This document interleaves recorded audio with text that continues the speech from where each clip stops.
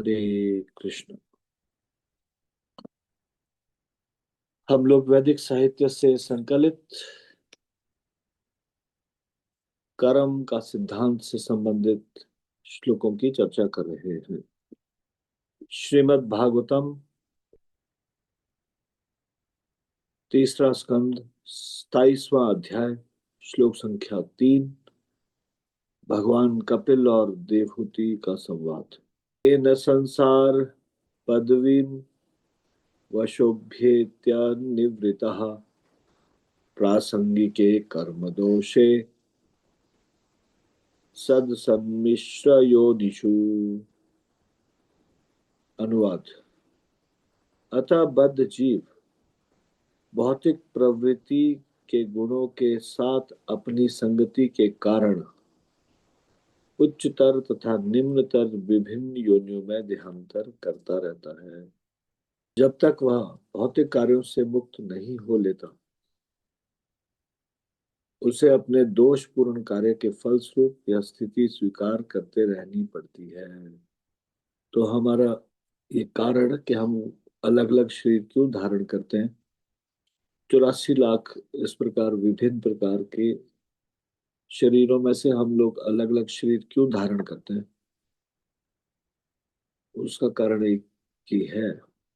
जिस प्रकार के गुणों की सतुगुण रजोगुण या तमोगुण में जो भी हम संगति करते हैं और जिस जिस प्रकार की इच्छा हमारे मन में आती है, तो भगवान उन इच्छाओं की पूर्ति के लिए हमको दोबारा से उस विशिष्ट प्रकार के शरीर में भेजते हैं जहां पे वो इच्छा सुविधा के साथ पूरी हो सके। तो जन्म मृत्यु से छुटकारा पाने के लिए भौतिक संसार को भोगने की इच्छा से छुटकारा पाना पड़ेगा। हाँ। जब तक ये इच्छा रहेगी भौतिक संसार का भोग करना, तब तक बार बार इन इच्छाओं को पूरा करने के लिए इस संसार में आते रहना पड़ेगा। तो भौतिक अ, भोग की इच्छाओं से कैसे मुक्त हुआ जा सकता है? ये जो संसार में इंद्रियों को इंद्रियों के स्वामी की सेवा में लगाना चाहिए। हर एक कार्य भगवान को केंद्र में रख के करना चाहिए।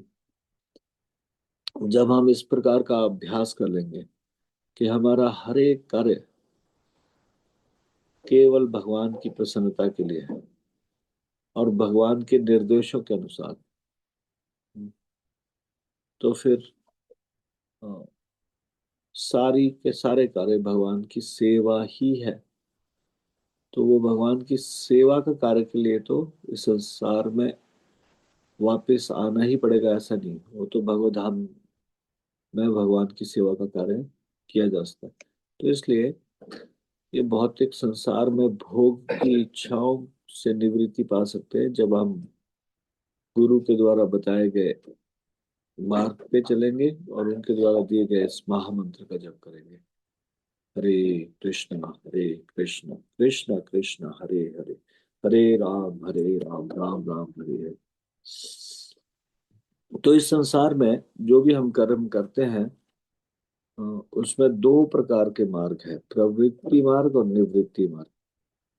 तो यहाँ पे श्रीमद् भागवतम के 7वें स्कंद 15वें अध्याय 47वें श्लोक में नारद मुनि और युधिष्ठिर जी का संवाद है। उसमें वो बता रहे हैं, प्रवृत्तम च निवृत्तम च द्विविधम कर्म वैदिकम आवर्तते प्रवृत्तेन निवृत्तेनाश्नुतेमृतम।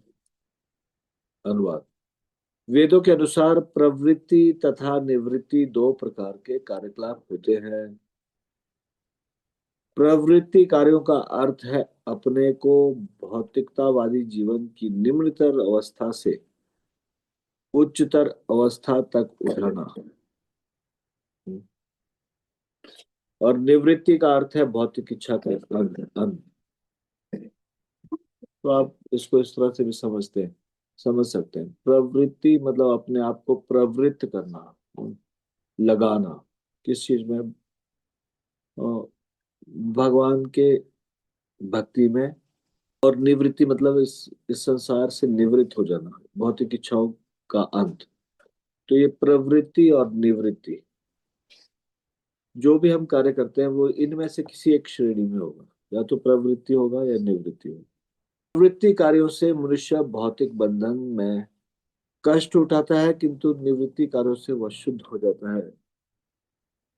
ये समझ। हाँ, प्रवृत्ति को आप बहुत आध्यात्मिक जीवन में नहीं, भौतिक जीवन में प्रवृत्त होना, क्षमा कीजिए। और निवृत्ति का अर्थ है भौतिक इच्छा का अंत। प्रवृत्ति से क्या होता है? संसार के कार्यों में प्रवृत्त होने से मनुष्य भौतिक बंधन में कष्ट उठाता है, और निवृत्ति कार्यों से वह शुद्ध हो जाता है और नित्य आनंदमय जीवन को भोगने के योग्य बनता है। तो आध्यात्मिक कार्यों में प्रवृत्त होना नहीं, संसार में प्रवृत्त होना। पद्म पुराण भाग 5 उत्तरखंड अध्याय 131 श्लोक संख्या 64 और 65। शिव जी और देवी पार्वती का संवाद। उर्वी च निरसंयोगात् नाना वृक्षा प्रजायते, प्रकृतिर्गुण संयोगा नाना योनिषु जायते, गजे वे मशके चैव देवे वा मानुषे इवा, नाधिको न च न्यूनो वे निष्ठो देहे स निश्चलः। अनुवाद। पृथ्वी भी जल का सहयोग पाकर अनेक प्रकार के वृक्ष को उत्पन्न करती है। उसी तरह आत्मा प्रकृति का सहयोग होकर अनेक योनियों में उत्पन्न होता है। वह आत्मा हाथी, मच्छर, देवता अथवा मनुष्य, इन सबों में समान रूप से रहता है। वह किसी में भी न्यूनाधिक मात्रा में नहीं रहता है। इसको यहीं पे आज विराम देंगे। इससे आगे की चर्चा हम कल करेंगे।